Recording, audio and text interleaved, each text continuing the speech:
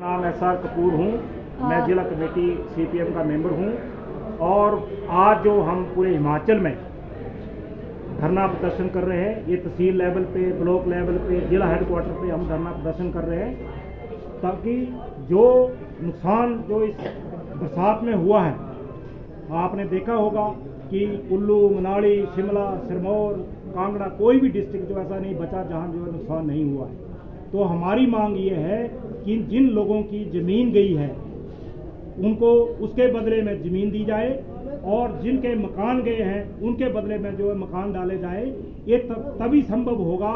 जब सरकार के पास पैसा होगा। लेकिन जो सरकार, सेंट्रल गवर्नमेंट के बहुत सारे मिनिस्टर या बहुत सारे बीजेपी के लोग जो कह रहे हैं कि हमने इतना फंड दे दिया, इतना फंड दे दिया, लेकिन सही माने से कुछ भी उन्होंने जो है फंड इतना नहीं दिया। जो 189 करोड़ रुपए जो दिया है वो पिछली सरकार की पिछले साल का है और पिछली सरकार की गलती की वजह से कैग जो रिपोर्ट है उसने जो है उसमें त्रुटियां पाई गई थी, इसलिए जो फंड जो है वो रिलीफ नहीं किया गया। लेकिन इस साल जो है सरकार ने जो है उसे दुरुस्त करके वो फंड दिया गया। जहां तक 380 करोड़ का फंड है वो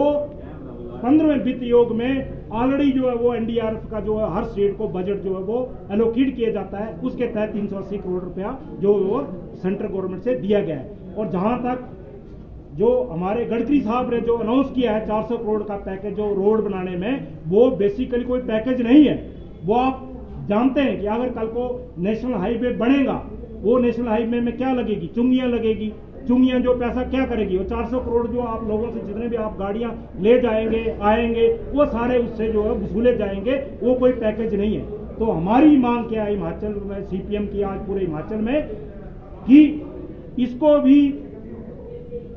उत्तराखंड के तर्ज पे, महाराष्ट्र के तर्ज पे राष्ट्रीय आपदा घोषित की जाए ताकि जो है वो फंड जो है सेंट्रल गवर्नमेंट रिलीज करे। और उसके तहत जो आपको पता है कि हमारा जो नुकसान है 12,000 करोड़ से ऊपर जो है वो इसका आंकलन किया गया है मोटा मोटा। और अगर इसके प्राइवेट लोगों के, जिनके लोगों की जमीनें गई, घर गए, अगर वो फंड भी डाल जाए तो एक कई हजारों करोड़ रुपए, 33-34 हजार करोड़ रुपए जो है वो नुकसान जो है पाया जाए। ये जो 10-12 हजार जो करोड़ रुपए सिर्फ सरकारी जो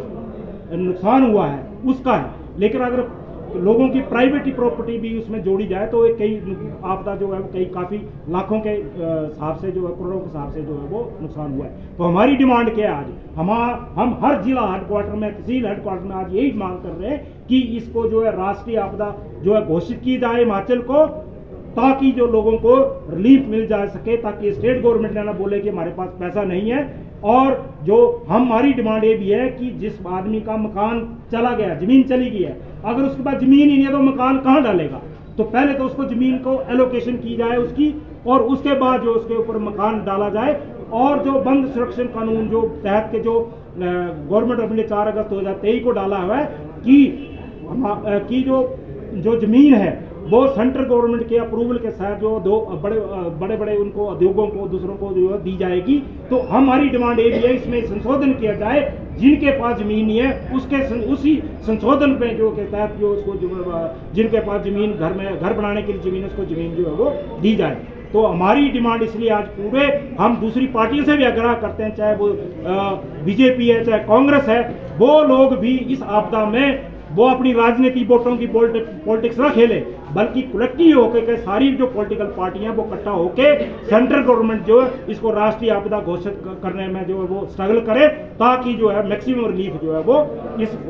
हम जो है वो लोगों तक जो है वो सरकार जो है ताकि पहुंचाए। तो हमारी आज की यही डिमांड है। अगर आगे हमारा राष्ट्रीय आपदा घोषित नहीं होते तो हम पहले भी, हम पूरे गांव में 15 दिन पहले भी हम जो है वो सभी जगह गांव में जाके हमने जहाँ हमारा